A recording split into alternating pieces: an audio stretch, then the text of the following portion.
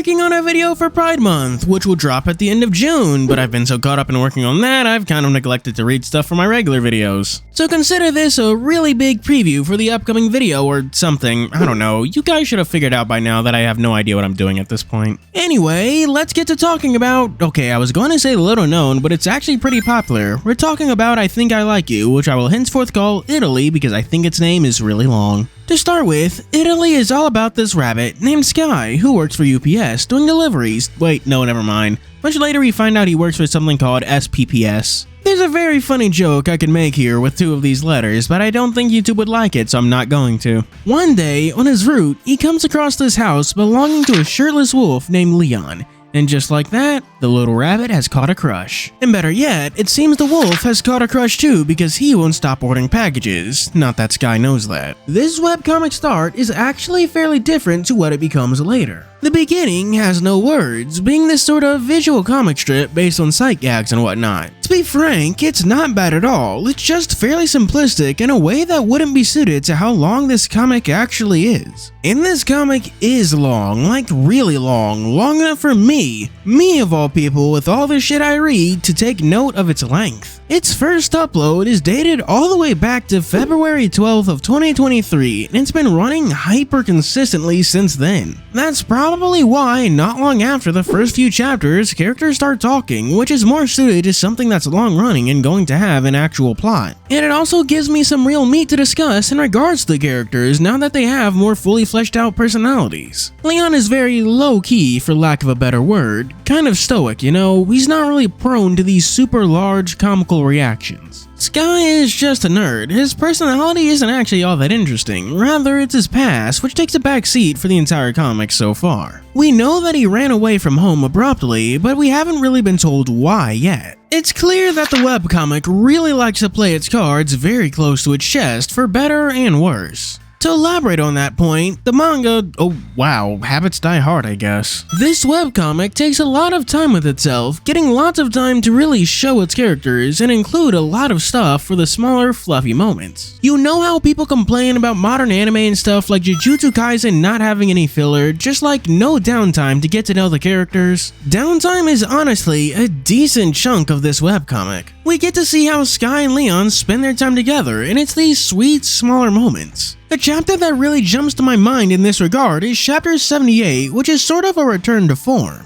There aren't really any words, and instead the visuals do all the talking to tell a nice, concise story. And these smaller moments also extend out into the side characters, of which there are, well, not a lot of them, but a small thing I notice about this webcomic is that it's a little weird about names. Names aren't focused on at all when a character is introduced, or just not given at all immediately. The biggest offender being Leon's sister, who is introduced in chapter 49, but we only learn her name is Jess in chapter 54, and even then it's not direct. Chapter 53 has Leon taking care of Jess's dog, and it's only in chapter 54 that we're told the dog belongs to his sister, so you have to put two and two together just to figure out her name. It's just really weird to have to do all of that just for a name of someone who's fairly important. And while the problem isn't as pronounced, it's still there for the rest of the secondary cast. To be totally honest, I had to use a certain blue website just to have their names on standby. Which is certainly the most mundane reason I've ever opened it up, and it's a real shame too because the sidecast isn't bad. There's Dev, the snow leopard, who seems to be the most put together of the entire bunch. A running joke, or at least plot point, is people always coming to him to ask how he knew he was gay. And then there's Ray, the golden retriever, who probably has the least importance out of the entire cast because I can't really think of any specific moments to them. Red is a twink and a tiger, and I think on a personal level, discounting value added to the story, he's my favorite character. He's just funny, playing off well for being a nerd like Sky but goofy and prone to doing stupid things and not thinking of questions. Dev tells him to be proud of his stupid twink body, so he goes out wearing nothing but a towel, and Dev has to quickly chase after him. The next characters are probably the best ones from a writing standpoint. First is Zeb the Possum, a stereotypical goth punk, and Jax the Fox, a punk fox who has recently moved into the area who knows Sky from way back from wherever he was from. The relationship between Zeb and Jax is actually one of the strongest things about this oh my god, I was about to call it a manga again. As I was saying, Zeb and Jax's relationship is probably one of the strongest parts of this webcomic, to the point it was one of the things that kept me reading. And now that I've introduced the better, let's get to the and worse part of it. That being that the webcomic has a lot of downtime, which it spends on its characters, but it ends up spending more time on this downtime than the main plot.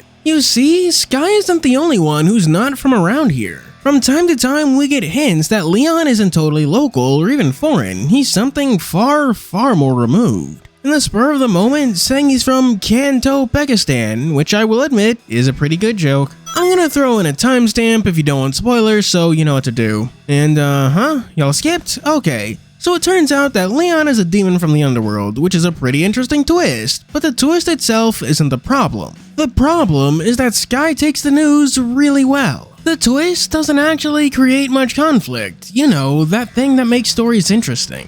Even just not approving of her brother's relationship doesn't last long, and then Leon's family sending him letters insisting he returns home gets kicked under the rug, with the characters saying they can only travel to the underworld after winter, which is just mind-boggling to me.